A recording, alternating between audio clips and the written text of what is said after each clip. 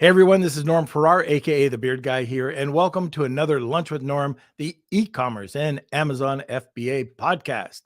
Today, we're going to be discussing Amazon suspensions, what's happening, and what you need to know to succeed. We're also going to be talking about current trends and the reasons behind these suspensions. How has Amazon approach to suspensions evolved, and some common mistakes sellers make? All right, welcome to another Lunch with Norm, the e-commerce and Amazon FBA podcast. Lunch with Norm. Lunch with Norm. Lunch with All right, today we're going to be talking about suspensions. This is something we all need to hear. What's happening and what we need to succeed. Our guest is a former Amazonian.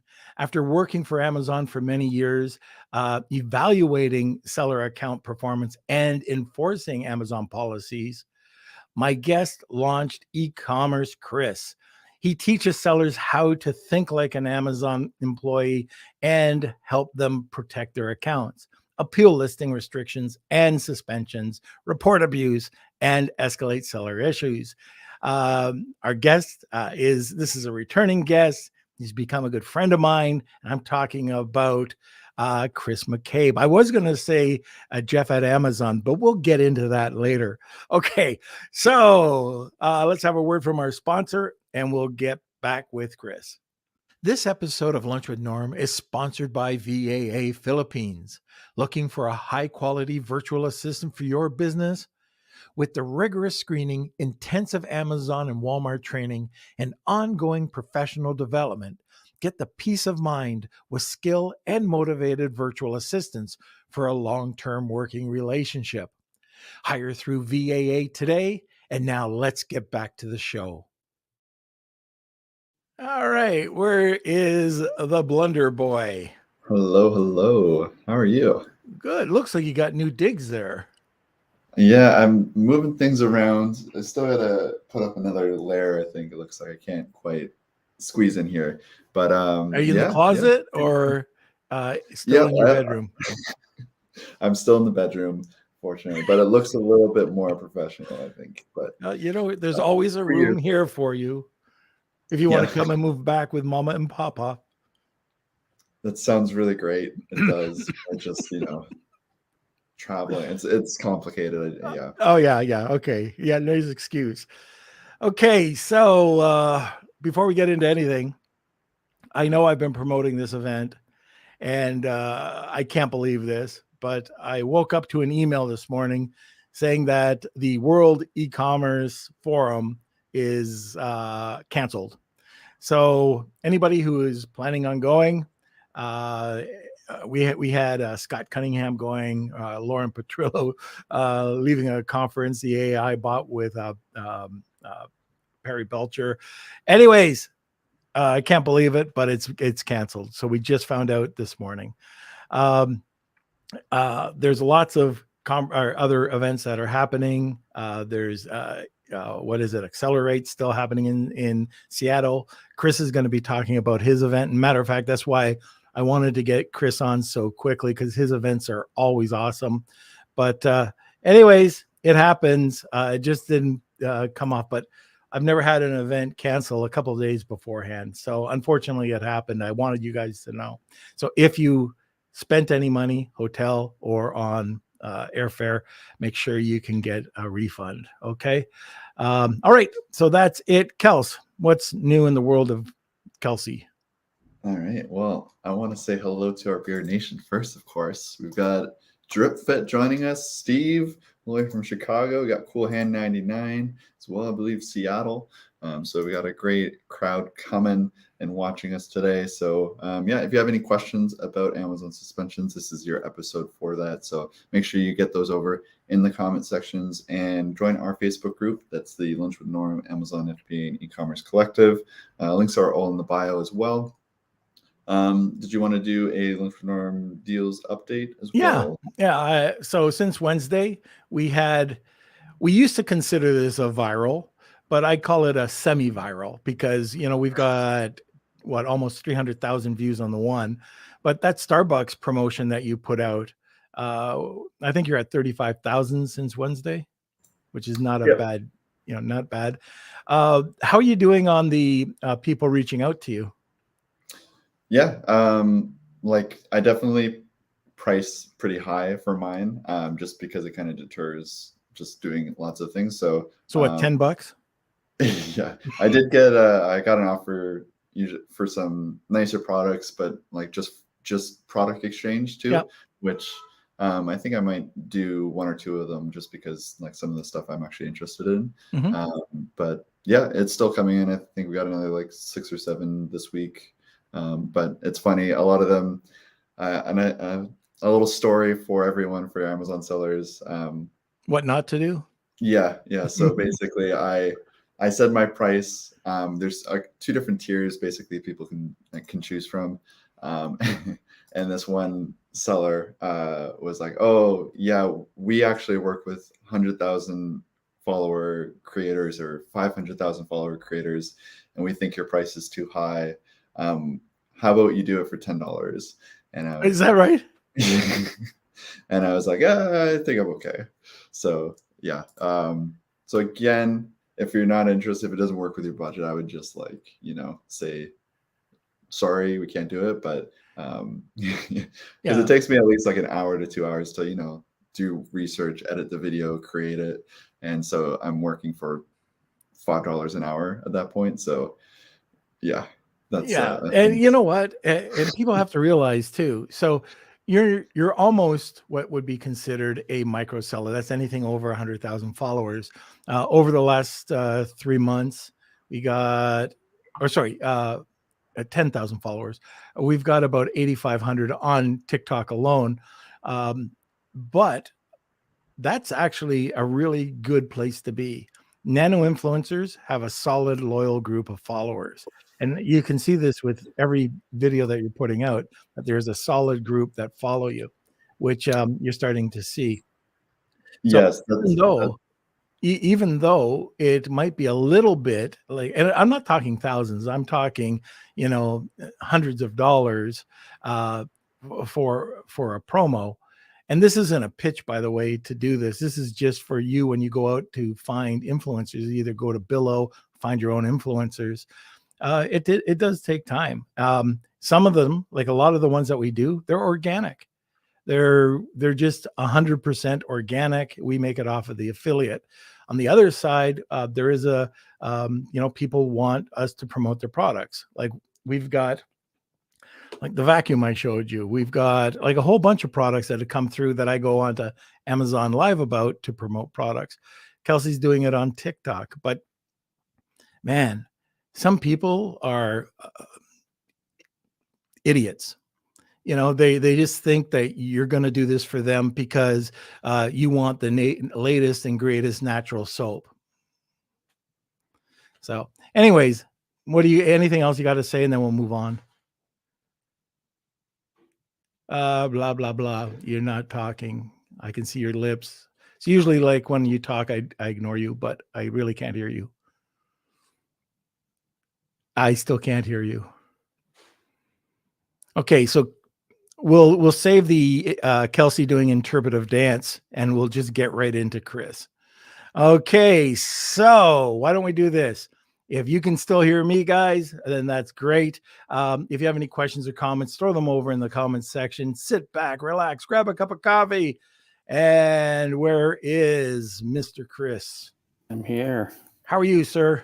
Hey, you hear me okay? How are you? Yes, because you're a professional. I liked watching you interact with him, though. That was fun. That was good. Pre-flight entertainment. That's exactly what it is. These things happen. How are you? I'm doing pretty good. Yep. It's pretty funny though, because I have to tell you, every time I talk to you, I just have this jeff@amazon.com. I can't get around it, but people like everybody back in 2016, 17, all of a sudden, right to Jeff Bezos. Right to Jeff. Yeah. Somebody had to intercept those, emails and figure out what was legit and where they had to go. And that was you. I don't think anyone on my team or me or anyone I know would have thought that the Jeff email would have become a seller performance email queue down the road. Because for us, while we were working on those escalations, if Jeff actually, most people know about, he read some of them, he added the question mark. This has been written about in a few books, right? Those were so-called Bezos escalations. The rest went to Jeff's email. He hadn't read them, but somebody on his team, one of his assistants or one of his direct reports, sent them to us. Right. So for us seeing Jeff at it is interesting. I'm glad you brought that up, because for us, that was hallowed ground. When we saw it internally, it meant he had looked at it, or somebody who reports directly to Jeff had looked at it and sent it directly to us, which if I'm reading it means I'm going to spend at least an hour going over this seller account, reading all the appeals, reading all the annotations, going through the entire story, making a justified decision on yay or nay on the reinstatement or the denial. My boss is going to be CC'd on the response. Jeff's people are going to be CC'd on the response. And my boss's bosses are going to be on the response. But even beyond that, if it's later determined that I did the wrong thing and somebody above me reverses it, and they reverse it because the seller complains again and writes to Jeff again, another email, then potentially Jeff could go back and look at what I did and say, this guy did something wrong, or this guy, should have looked at this. I don't think even back then, years ago, that Jeff would have taken the time to do that, but he would have been on the thread, and he could have at any given moment. I mean, if he was going to take the time to read it and add the question mark, at any given moment, you'd had to expect that he might backtrack. Hey, I wonder what happened with that guy from 2 weeks ago or from last week. Right. And there were lots of other exciting things going on in those days. They were getting into Amazon Studios and the Kindle and whatnot. And I'm sure he was engrossed in all of that. But that the fact remains that when you emailed Jeff at Amazon, there was a good likelihood in those days that he would read it. So when I saw that email address, I would sort of freeze for a second and stop what I was doing. Nowadays, like you said, it's like common currency of, oh, you need another email queue? You need to send your plan of action somewhere. You're still suspended. Right to Jeff. Even though Jeff is no longer CEO, I think it's funny that keeps coming up. Yeah. It's funny because one of my clients has had a problem with an issue for probably about 3/4 of a year, maybe a year. And he just said, oh, I last straw. I keep getting the same thing over and over and over, just no results. I sent it to that Jeff email. He says, problem solved. And it worked. It worked. Yeah. And this is just maybe a month and a half ago. It goes to executive seller relations. And so I would have to talk to him, but he probably had only gone in circles with Seller Central appeal button appeals, general email queues, and random stuff like that. So he probably had not yet been reviewed or assessed by executive seller relations. And that was the first time somebody on that team put eyes on his appeal. That's what I would suggest. Right. Yeah. And you're probably right. Okay. So let's talk about the topic of the day, suspensions. What are some of the current trends that you're seeing, and what are the reasons behind them? Yeah. I mean, the big thing right now is that policy suspensions, they're still sending all the same messaging with the same links. Hey, here's how you write a POA. Here's how to talk to account health, so on and so forth, the generic template. But they started denying all the ones that weren't successfully disputing that a policy violation had happened in the first place. And when you call into account health, hey, I keep getting rejected. What's wrong with my plan of action? If there was anything in the plan, which of course a lot of sellers come to the POA plan of action writing process thinking, I have to admit something. I have to confess something. I have to take responsibility for something. I have to admit guilt, whatever. So a lot of people knee-jerk start from the position of whether or not there's a basis to the suspension. They have to come to the table with a type of apology appeal and an improvement plan in order to get reinstated, which according to seller performance team denials and according to account health rep members lately, that's the exact opposite of what you should be doing. The messaging has not changed. They're still suggesting that you write a plan of action. Nowhere in the message does it say, by the way, if you admit to having done this, you're through. Or even if you're not 100% through, at least this appeal will be denied. Okay. Doesn't say that. The messaging hasn't changed. So all of the people who are assuming they have to admit to something out front right away, just to get it over with, get the appeal accepted, scribble down an improvement plan and be done with it, those people are all getting denied. And then they're panicking and getting paranoid and crazy when account health reps say, oh, well, your appeal had no chance. You admitted doing something wrong. The only path forward for you is to be reinstated based on proof and examples that you didn't do this offense, which, of course, if you didn't do something, proof and examples can be hard to come by. Yeah. Yeah. Oh, okay. So, and we've seen this numerous times. That's the bad news. The good news is those reps shouldn't be saying that. In a lot of cases, you do actually have the ability to appeal, saying that you did something improper, you made a mistake, and that you fixed it since. But that's something you'd have to escalate. I don't see anyone going through Seller Central on a policy issue, a policy violation, code of conduct or policy, which this is kind of a sidebar, but policy violations and code of conduct have somehow become blended together. Code of conduct suspensions used to be you're a rampant product review abuser, or you keep attacking your competitors, or you keep buying from yourself and leaving yourself positive feedback, blatant black hat tactics, bad behavior, bad actor stuff. And policy violations could be minor image violations. It could be you screwed up on your listing. You put the wrong text in the title. It could be minor stuff. It could just be you're selling in the wrong category, and it's just by accident. They're lumping all these people together in this "you violated our policies" basket, and that you can't appeal it unless you're not guilty and able to prove to their satisfaction, convince them that you never did anything wrong. Do you remember it was last year? I think it was last year or the year before, where all of a sudden a whack of sellers got suspended, not suppressed, suspended because of the bullet points, the formatting of the bullet points. It was like, what the hell? Detail page. It was considered detail page abuse. Yeah. Yes. Yeah. So if you're listening, don't think your account can't get suspended just because it hasn't yet for these policies that, like, I'll give you a great example.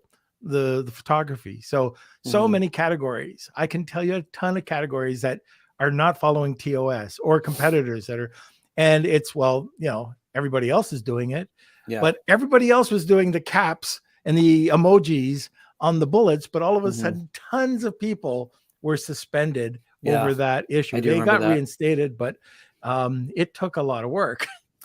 Yeah, it's just disconcerting that account health reps, and maybe we can talk for a few minutes about why they might be saying these things. Yep. I mean, aside from the bargain basement training they might be getting, but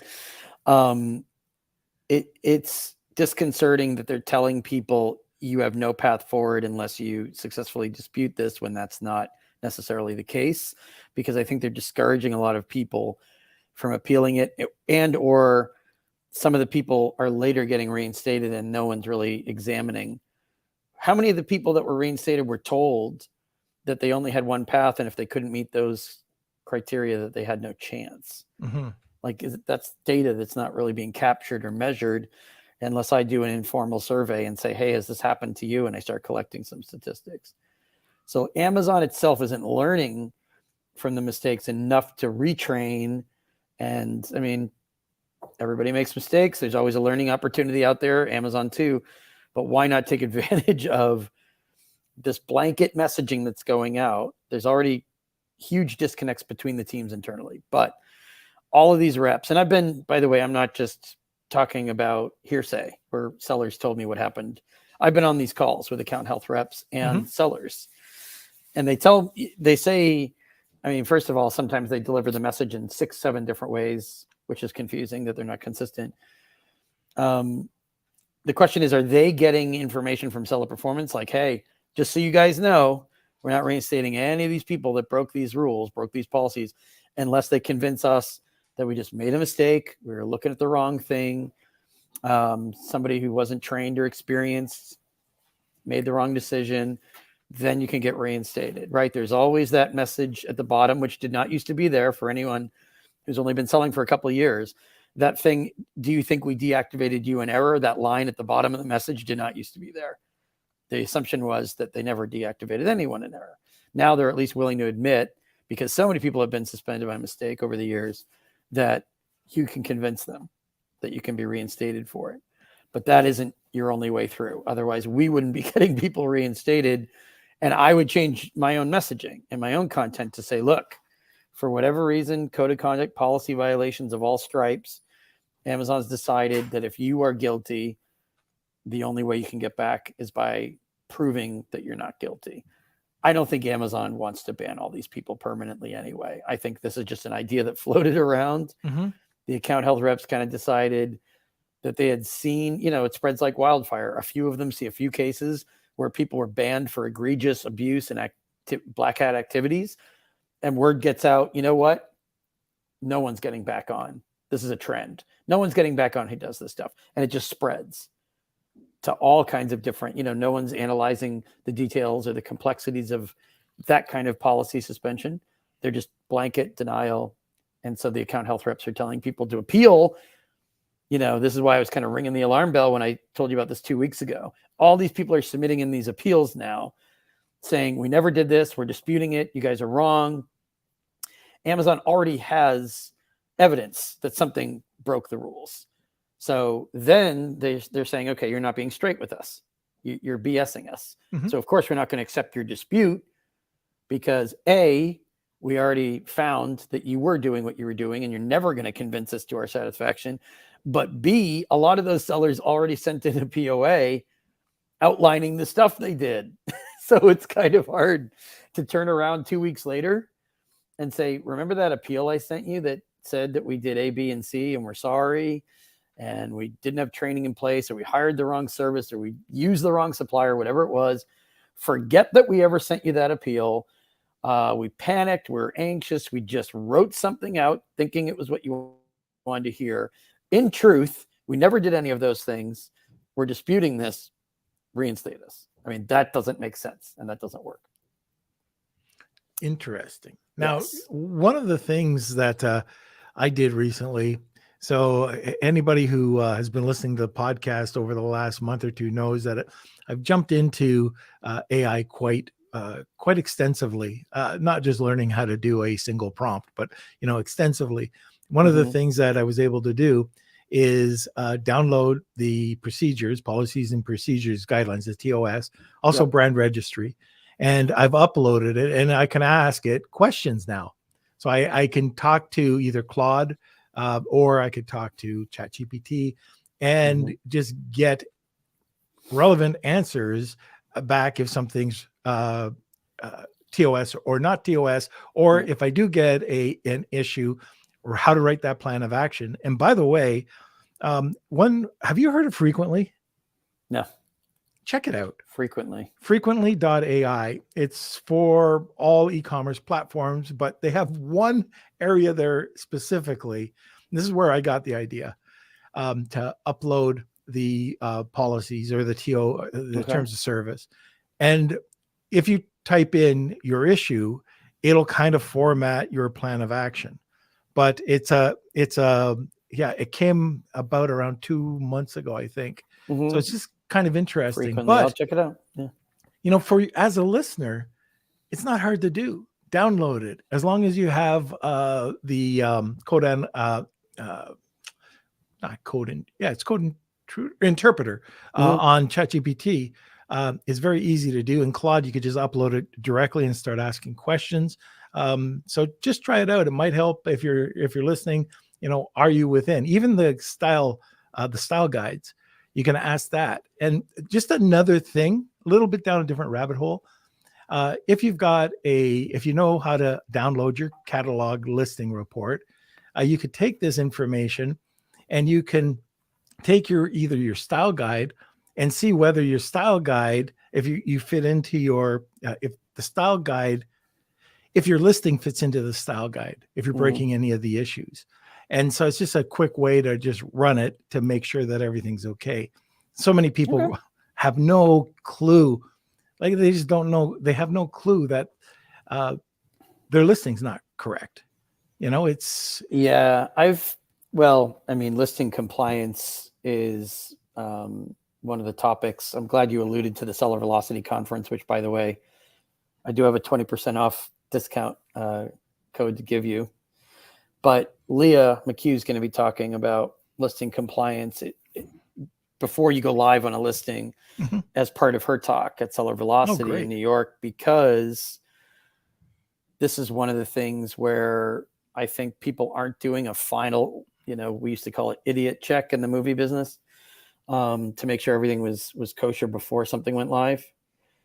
And that's being dealt with more harshly now. It used to just be deleting listings. I mean, even when I was doing this, I used to send a warning. Yep. I would delete the listing and basically just say, do it again. I mean, when I was working on these policy enforcement teams, we only really suspended people if they were repeat offenders, and those, it was like, okay, well, you did the listing wrong. But now, whether people do it in-house or do an agency or in this case, maybe AI, they're not doing a final check.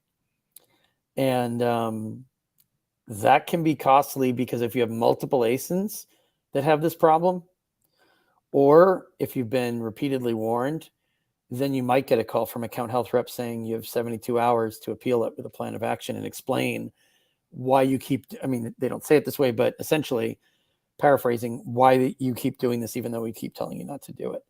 And so that's the same as any software, any tools that people use that you're not monitoring. They do hold you responsible. You can't just say it's a tool glitch or it's an AI glitch. They'll never take that as an explanation. So now I noticed it's the top or the bottom of the hour. So if you're new to listening, I see we have a bunch of people listening right now live. We have something called the Wheel of Kelsey, which is a giveaway at the end of or at the top of the hour. So the giveaway, to enter, it's hashtag Wheel of Kelsey, tag 2 people, you get a second entry. But Chris, why don't you tell us what the prize is today? Yeah, it's a free ticket to Seller Velocity Conference, our conference day. It's in New York City, October 11th and 12th. It's our 5th version of the Seller Velocity Conference. People have been to it before. We usually alternate one year East Coast, 1 year West Coast. So it's an East Coast year. And lots of great speakers. Essentially what Seller Velocity is, we assess all the trends, everything that would impact a growing and successful brand, get an expert from each area of selling on Amazon, and get that content, a relevant talk, but also networking sessions and rubbing elbows interactions with the experts together for a 2-day event, which is, like I said, in New York this year.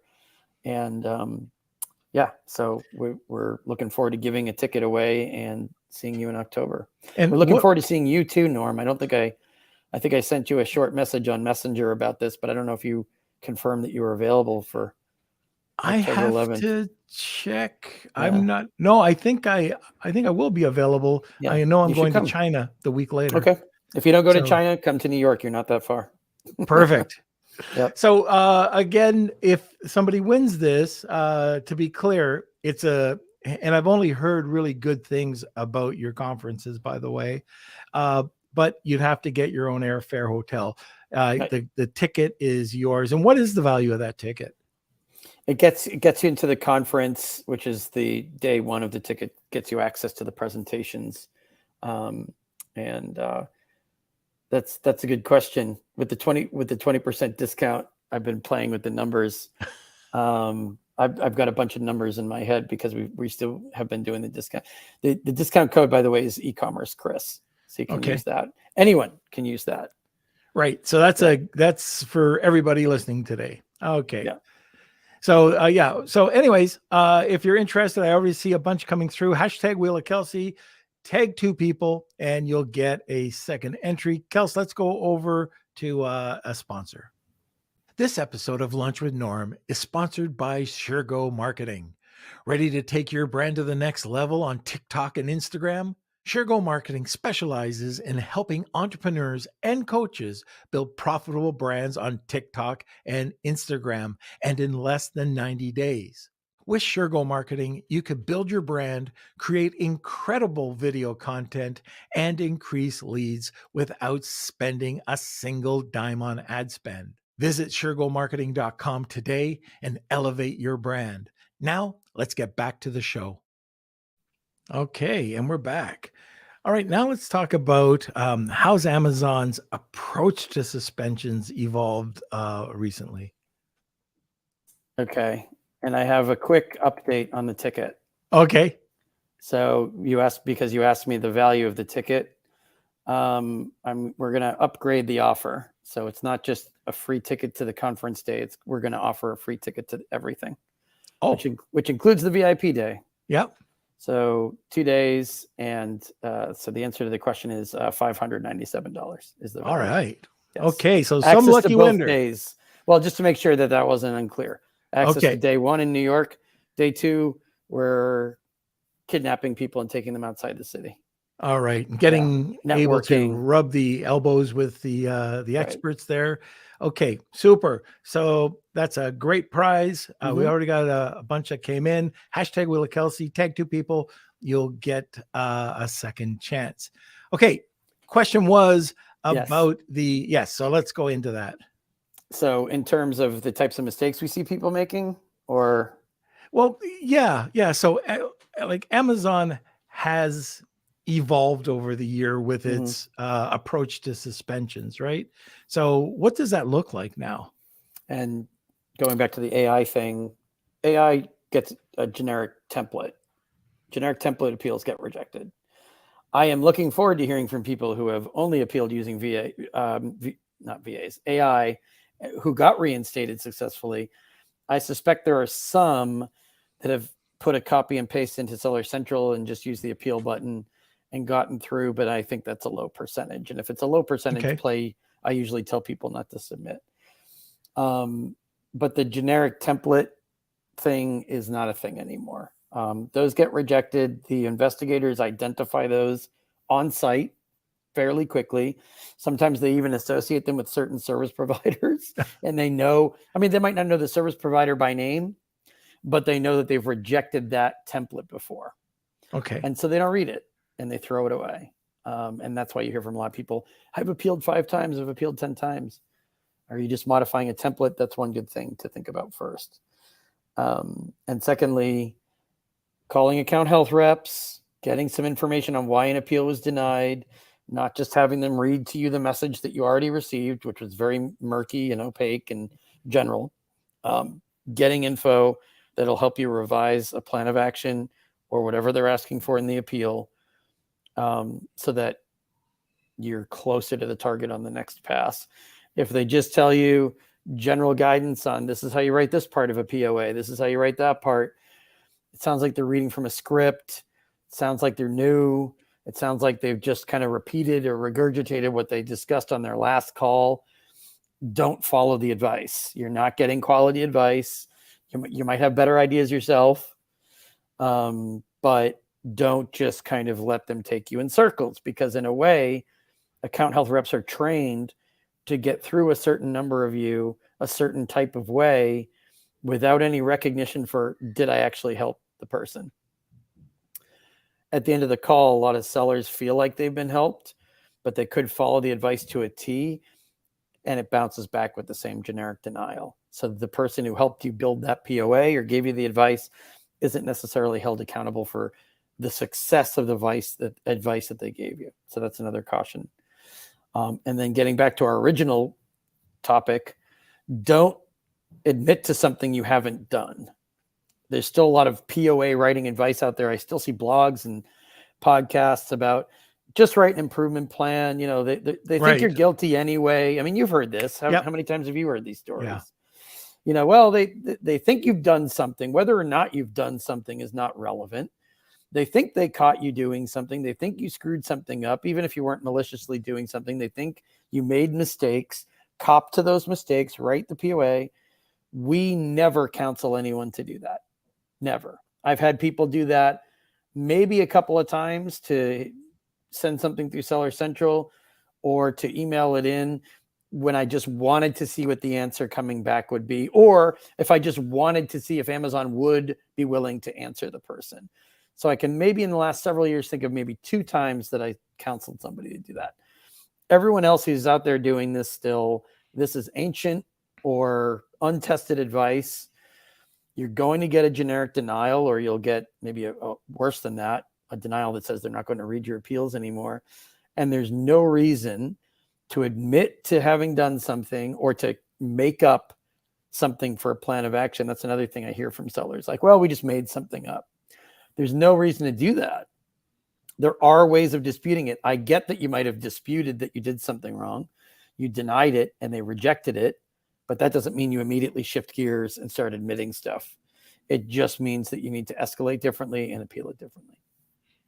You know, I remember talking to you, I think it was in Vegas, somewhere along the lines we were talking, and I was talking to you about one of the services I was using, and you're saying, I don't know. And I said, well, it's a little gray hat. You go, I always remember this. Yeah. There is no gray hat. There's white hat and there's black hat, and there's no in between. And it was, all right, Al, okay, I have to rethink how I'm doing this, product launch. So I've got a question kind of along those lines, and that's about product inserts. Right. I have heard so many things from so many different people about, oh, it's only gray hat, it's beige hat, it's this hat. Haven't heard beige. But yeah, I tell people that it really depends on what you're in. Amazon's not going to stop you from doing an insert. What they will do is it's the information within the insert that will hurt you. And that's what you have to be careful about. Can you explain about that? Yeah. And just to talk briefly about gray hat, the reason I say there is no gray hat anymore is because they kind of, through the suspension process, they kind of exterminated all of the so-called gray hat tactics. So there was gray hat years ago. I don't really hear that phrase that much anymore. So when I hear it now, it's like a giant clang in my ear in terms of like, oh man, if you think something's gray hat, then, you haven't kind of heard the news. And also it's because of Amazon's perspective. Amazon doesn't believe in gray hat. So if you want to believe in something that Amazon completely disbelieves in, then that's fine. But understand that it's only gray hat until somebody decides that it's black. And that essentially means until you're caught, you can do orange and beige hats all you want. Like the bullets, by the way, like something similar. That's simple. Right. Copying what your competitors are doing is never a good idea, knowing how inconsistent enforcement is, because Amazon loves to suspend one guy for one thing and let somebody else go for the same exact violation. And they'll never really cop to that or explain the difference. You know what, Chris, before you get into that, yeah. It's not just, it's across the complete Amazon platform, their whole network, even with influencers. Yeah. Influencers are not supposed to do a giveaway or take them away from the Amazon platform. And there were some huge influencers that were doing that. And all of a sudden, overnight, 2,000 influencers were banned off of Amazon. So it's not just here, it's the platform. Yeah. And you know what? It reminded me of the rebates. Rebates were a hot thing. Yep. Rebates, I think some people consider that gray hat too. Rebates were in wide use for a while, and then somebody flipped a switch and all of a sudden they were all gone. Right. And everybody was getting suspended for rebates. So that's a good example of. That's what we were talking about in New York. That's what we were actually talking about. Probably rebates, which, I mean, how often do you hear about rebates now? None, zero. Yeah. The inserts you will continue to hear about, because inserts themselves are not banned. There might be a couple of purists out there who say if you have an insert that mentions a phone number, an email address, I mean, I don't see a lot of suspensions for that, like a customer service number on it, because that's considered diverting sales. And when I was at Amazon, by the way, diverting sales was a much bigger issue than reviews abuse. They switched. We used to constantly bug people about, you look like you're diverting sales off the Amazon platform by giving your URL, your phone number, whatever. Amazon's completely got amnesia with that, completely forgotten about that. Now it's all, don't fake your reviews. And we know why, right? Tons of different stakeholders all over e-commerce are all over, and government are all over Amazon about fake product reviews. So that makes sense. The insert issue that created the most confusion was not so much, can I have an insert, but can I ask for a review? And of course, the answer is yes, you can. It's not against the law to ask for a review. It depends on how you do it. And is it in any way associated with a special offer or a high level discount or a giveaway? And the giveaways and the freebies, I think I did more account suspension cases on those than I did on the rebates, because lots of people, influencers, gurus, service providers, whoever, proclaimed, and I saw that I went to conferences where people would say this from the stage, you can still give away product as long as you don't ask for a positive review. That wasn't true. Amazon would see a spike. Of course, it comes down to data at the end of it. They see a spike in 5-star reviews. And maybe you didn't ask for a 5-star review, but you still got a bump, a surge of 5-star reviews. Then they would start looking into what you were doing, either on their own, using their own criteria, or maybe you'd be reported by a competitor, or maybe even by a buyer if the buyer thought they had been pestered and harassed about it, about leaving the 5-star review. So when they started digging into it, they realized, okay, all these people are netting all these 5-star reviews, and they're all giving product away. We don't really care if they're asking for a 5-star review or not. We don't even really care if they're asking for a review or not. That was the key difference, because people said, keep doing the freebies and the giveaways, just don't ask for a review. First, it was don't ask for a 5-star review. Eventually, everyone stopped saying that. Yeah. But they were still asking for reviews and they were still giving away product. Amazon interpreted that as reviews abuse. I say that based on the numerous suspensions that we handled, where we went through everything that was happening. The only thing that the seller hadn't addressed was the giveaways. And of course, these sellers were disputing it. They said, you suspended me. I never asked for a review. The basis of their whole plan of action, their appeal, was reinstate us. We never asked for reviews. All we did was give away product. Denied. And when we took them back through it, we rewrote it and basically said we shouldn't have given away product, knowing that it would result in overwhelmingly positive reviews. That is what got them reinstated. So that was the old confusion. You probably would know better than me what the recent confusion would be about inserts. Well, I think just sending inserts as a whole. So I get questions all of the time, and most people like just state, oh, we can't do inserts anymore. No, that's ridiculous. Of course you can. Yeah. One of the things you cannot do, and if you get caught doing this, you can back me up, I hope, on this, you'll just get a suspension immediately, is that if you change your insert for Amazon to Walmart to retail, and that's found out, then you'll get killed.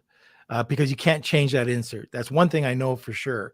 Change it to reflect what exactly? Well, if you're telling people that they have to do something specifically on Amazon, and then they tell to do something specifically on Walmart or in retail, and it's a completely different insert, a different deal on those inserts going out to retail or over to Amazon. Interesting.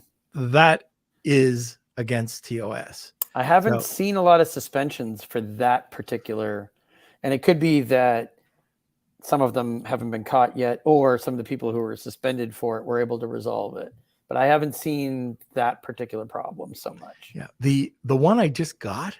So people send us product for this challenge we had this year, and I got this fitness product, and I hope they're not listening. Well, if they are, learn something. So they sent me this fitness product. Packaged, it was really nicely packaged. It was a good package. And then I see the insert. The insert says, oh, if you had a positive experience, please give us a review, QR code.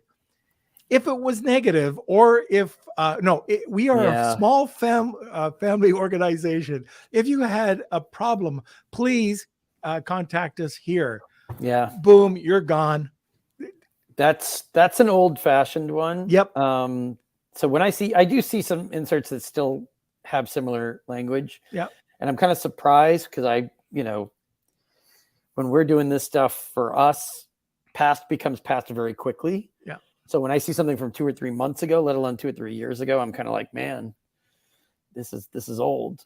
The so-called if-when statement is what you're talking about. I think that's the parlance that built around that.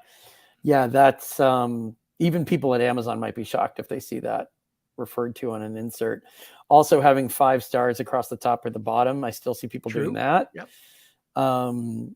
And I might have been one of the pioneers out there saying take the 5 stars off the top or the bottom, because I started doing appeals based on, you know what, I can't really see anything else they're doing except the insert's got 5 stars on it. And obviously that did the trick because they got reinstated. And before that, I hadn't really put that much thought into it. But then I started seeing a bunch of people, and really all they were doing was it looked like they were non-verbally asking for a 5-star review. I think that's kind of petty and nitpicky. 5-star. I mean, that's not, you're not saying leave us a 5-star review. Right. I guess you're hinting in a very vague way, Yeah. but I mean, with all the black hat stuff going on in the world about reviews, like that seems comparatively minor. What I'll, talk to people if we're talking about inserts is try to think a little differently.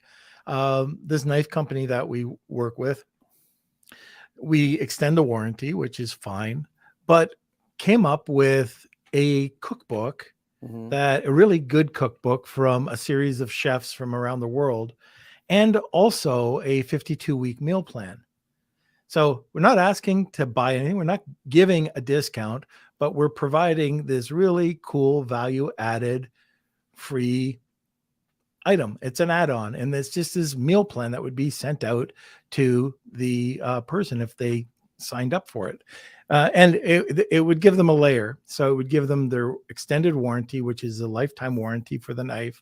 And then they had this meal plan, which I thought was pretty cool of the client. So that's just thinking outside of the box. Yeah. Yeah. And it's sad that sometimes creativity gets punished, but these trends develop, policy enforcement teams. Somebody sometimes gets a, brilliant idea and it spreads internally, and then they all start applying it. And don't forget, enforcement gets applied in different ways by different people. Yeah. And they don't really, I'm sure there's some degree of quality assurance going on. I don't think it's quality assurance. I think it might be low quality, or it just might be non-existent sometimes, where they're not gathering all the decision makers and managers into one room or one building and saying, hey, we've seen some inconsistencies in how we're applying it, and we think some of these suspensions are fair in some cases, unfair in other cases, but they're for the same thing. And I think most, if not all, sellers, if left to their own devices, will appeal in similar ways based on what's out there, what's known out there currently, in the absence of conflicting knowledge or information. And so it doesn't make sense to have people treated in these wildly inconsistent and different ways for the same offense. Sometimes a seller's been suspended for something 3 times and they have an easier time getting on, and it's a first-time offender who gets punished 10 times worse. Like, how does that make sense? Yeah. I get that they don't like that some new sellers, they are kind of brutal with new sellers because new sellers are more prone to make a mistake just from the lack of knowledge and experience from years of selling. But they're more likely to make the mistake that without understanding in advance that you might not be treated differently just because you're new. And a lot of people think that's unfair, but I don't see that changing anytime soon either. They tend to view this as you got to study up before you do it. And you can't blame newness. If you're making us stop what we're doing and look at you and learn you up, study you up, review your account, send you a warning, delete your listings, it means that you were doing something wrong enough to make us have a headache. So you're a problem from our perspective. They don't view it as this is a learning opportunity for you as a new seller. Maybe you're new. Maybe you don't know your way around. Maybe you listen to the wrong advice. Do A, B, C, D, and E. clean up the mess, you're free to go. That ideally would be more what this is like, right? They don't view it that way. Right. So, Okay. Well, man, it's already I know the close to hour the just top of flies the hour. by. I know. And we got a bunch of questions. So why don't we start off by answering some questions? Yeah. All right. The first one is from CoolHand99. Let's see. Actually, I woke up yesterday to a strange "your account has been deactivated" message in my account, but only when I was trying to create an MCF order. No other place. Seller support was stumped. Have you ever ran into anything like that? Well, meaning that the account actually is deactivated, or you just got the message? I assume it means it was deactivated. I think just the message. Looks like. Yeah, call account health. Hit the call me now, but don't talk to seller support. If it's a technical issue and you need a ticket open, then talk to seller support.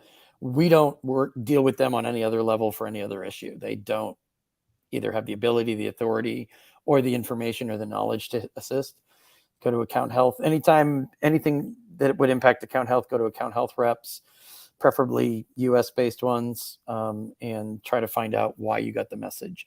If the account actually is deactivated, then of course you have to find out what kind of appeal they're expecting. But it sounds like there's a little bit more info to glean first. All right. And I know we touched on this at the beginning, but does Jeff at Amazon still work? Should we do Andy at Amazon now? We don't use the Jassy emails don't seem to produce much. I mean, a few times maybe people have used them. But people still, by the way, use the Jeff email. It does still get you to executive seller relations. That's not the issue. The issue is executive seller relations isn't quite what it used to be. Mm-hmm. It's kind of become, when we used to have to be certified to do executive seller relations escalations. So I had to pass through a process, and my boss had to kind of review my example investigations and decisions and approve me for that, because there were only a handful of us doing it. Obviously, globally now there's more than a handful of people doing these. But the Jassy emails, I thought I would have heard by the end of 2023 kind of more success stories of people writing to Andy. But I haven't really heard that. I think people are tweeting at Andy Jassy using Twitter, and getting some responses that have led to something down the road that was useful, more than emailing and getting a timely response. Okay. All right. This one is from Neil. I've heard that if you have a professional account paying $39.99 a month for a long time, but you've still never launched a product, when you finally do launch, Amazon might reimburse you because you're not really using the professional account. Is this true? And how would you contact Amazon about this? And what would you say to them? Thanks. Yeah, so this is more, I'd probably recommend that you talk to Gatita, the reimbursement, financial reimbursement guys. This isn't something we handle. I haven't heard of this. I'm skeptical, but they're a bit more day-to-day expert on this. And Gatita's Getida. I'm sure Norm knows all about them too. Right. They, for reimbursement of monthly fee and stuff like that, they'd be your go-to. Okay, we got 3 more questions. This one is from Yanni. How do you convince Amazon to give me the right to a new listing containing a generic term like garlic press under my brand, where garlic press brand doesn't sell in that category? After checking with USPTO, I saw that garlic press brand is registered for selling handbags and another brand is selling headphones. I'm going to defer that, since I'm not an attorney and not an IP attorney to boot. I'm going to defer that. I can recommend an IP attorney to review this for you. I don't know why USPTO would have garlic press brand registered as handbags. I don't know, Norm, have you seen stuff like this? I haven't. Registered for a product type that's totally different than what the intention of the product is for. Yeah, no, I haven't heard of that. No, that's interesting. Yeah. So if you want to give a shout out to whoever you want to, the attorneys. Yeah. We usually refer people to Lisa Farrar, who's an attorney at Cousin O'Connor in New York City. Mm-hmm. There's also Casey Hewitt. We've sent people her way for years. She's an IP attorney. IP questions, we always say go to an IP attorney. I understand, and it's kind of a show for another time. There's lots of attorneys running around the Amazon space. Many or most of them are not IP attorneys, so I recommend going to IP attorneys for IP issues. And let me know. Let me know if you don't hear back. I can usually find somebody who can answer your question. Okay. Yeah. Okay, great. This one is from Neil as well. We're going to include a review and even reach out to Kelsey to help us, but then we changed our mind and just didn't bother with an insert at all because of all of this confusion surrounding them. And we have Drip asking, do you have an example of what a good compliant insert would look like? Yeah, the insert stuff, it's a conversation mostly about what not to do as opposed to what to do. I would just keep it as objective, as straightforward as possible. So one word of advice, read your insert when you're doing final copy or you're copy editing it, read it as if you're a competitor of yours who is looking for an opportunity to shoot at you or take you down. And if there's absolutely nothing there, it's impeccable from a compliance standpoint. They couldn't think of a single thing that they could report, then you're on the right track, which is really just asking for a review. I mean, Norm can include a link to the policy in terms of what you can do in buyer seller messages. And you're right, there's tons of confusion. There shouldn't be this much confusion around this topic. Amazon should just publish some, and of course they always say, well, we don't want to publish a definitive list because then people will immediately start manipulating it or coloring outside the lines and trying to, trick us up on a turn of a phrase. And I understand their concern, but it's been too vague. And it's, right. So straightforward as possible, vanilla, think objective, vanilla, stay away from anything around like you mentioned a moment ago, we're a small family owned business. Don't use any guilt association with like a guilt phrase. Like we have 7 rabbits that we have to feed, so we need your positive review. Because I've seen references to the number of kids they had. I've seen references to pets. I've seen, and there's nothing wrong with creating a business that helps seniors or helps anyone who's, disenfranchised or needs assistance in this day and age. There's nothing wrong with that. You're not supposed to be trumpeting it on your insert as a means of guilting people into leaving you a nice review. So keep all the phrases out. Again, it's okay to say a little bit about background about who you are and maybe your story, the brand story, but keep away anything that's like, you need to help us. You need to do something. Yeah. And just thinking about those reviews again, if you want, the first part of what Chris was talking about, use that as a prompt, put in your insert, what you're putting on your insert, and just put a prompt acting like your competitor and see what ChatGPT comes up with. Like, just analyze this. How can it rip it apart? What are some complaints that could be issued? And you'll never know. Chat or Claude or Bard or whatever one you're using could come up with some pretty interesting answers. Yep. You got one more, Kelsey? No, that's it. I think that's it. Yep. All right. Feels like we're just getting warmed up. I know. It's like every time we start talking. But I guess we're going to have a couple more sessions with you, Chris. How do people get in contact with you? And let's talk about your event again. Right. So just one last recap. It's a 2-day event. There's a conference day ticket. There's a VIP day and conference day ticket combo if you're coming for both days. I hope you can come both 11th and 12th of October. New York City, Midtown, Manhattan. Day 2, a little bit of mystery around it. It's basically an hour outside the city for a networking day. Yep. We have panels, get you away from your day-to-day of your business, get you out of the city, kind of figuratively and literally, so that you can focus on networking, listen to some experts, do some fun activities. There's walking trails, there's kayaks. It's right by a lake. It's going to be really nice.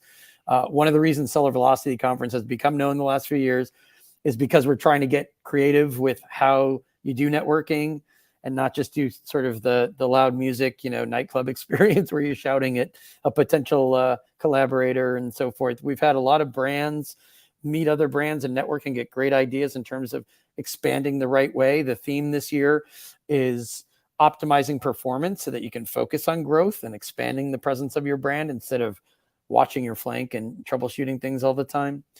And we do that this year because we've had past success with brands giving each other great ideas, experts helping brands develop and get to a new level, a higher level of performance. But also, I think people find out things that other people are doing wrong that limited their ability to grow. And that's a shame because you might lose 12 months of sales that you would have otherwise had if you knew something today versus 11 months from now. So any questions, sellervelocityconference.com. The code eCommerce Chris is for 20% off. I'm happy to make myself available for anyone who wants to ask us about the conference. And New York City. So it's pretty easy to get to as well. Oh, you're already in demand there, Chris. Yeah. Could you have? And we Chris want you to come back? too, Norm. You are welcome to join us. Very good, very good. Yeah. I'm going to check my schedule. I think I can. It's just before I go to China. Awesome. But you're already I wish I was Mark Cuban is asking you to come back and talk about compliance. So there we go. Yeah, compliance is not the sexy topic like sales and growth and revenue generation, but unfortunately, compliance mistakes can lead to a lack of revenue growth and sales and cash.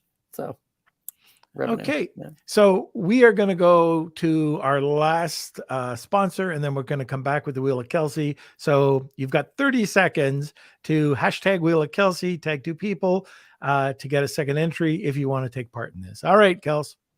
This episode of Lunch with Norm is sponsored by Rebate. Attention sellers and brand owners, want to reach more shoppers and boost sales? Rebate's platform connects sellers with shoppers seeking great deals on new products. They make it easy to offer promotions, handle rebates, and ensure seamless redemptions. With countless reviews from satisfied customers, Rebate is the go-to solution to increase your sales. Visit rebate.com today and start reaching more shoppers. Now let's get back to the show. Okay, so Kels, yes. The wheel. It is time for the Wheel of Kelsey. Here we go. It's time for the Wheel of Kelsey.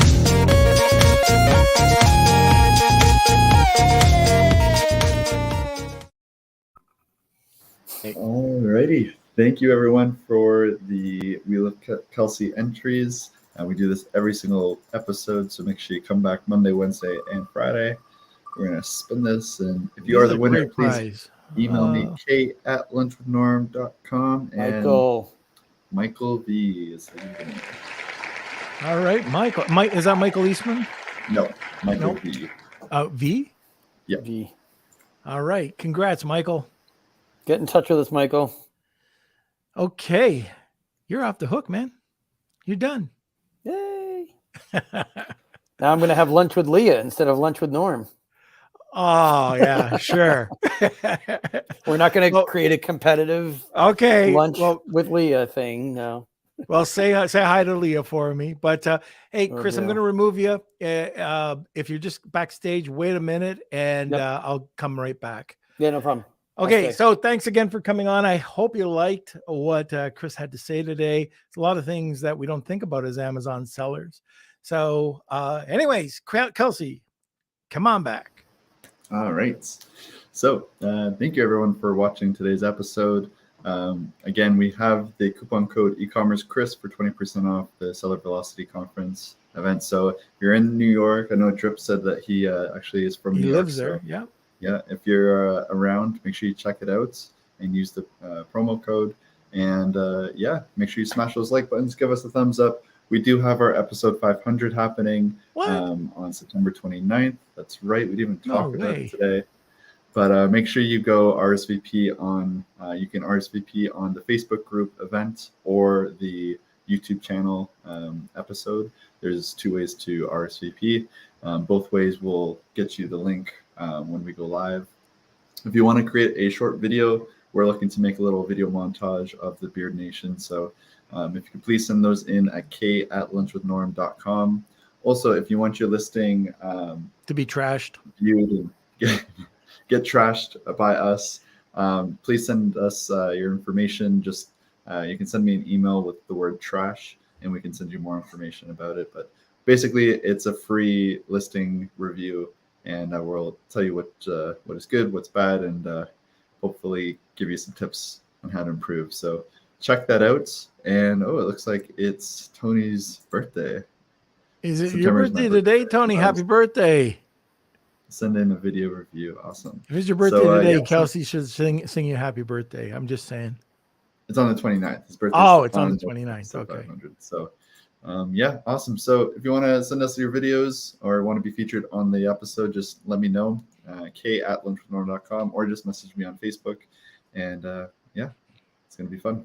All right. Okay, everybody. So I hope you liked today's episode. And like I say at the end of every podcast, we could not do this without you. Our community is awesome. And if you're not part of the community, you can go to our Facebook group, Lunch with Norm, the e-commerce and Amazon FBA Collective, and join us every Monday, Wednesday, and Friday at noon Eastern Standard Time.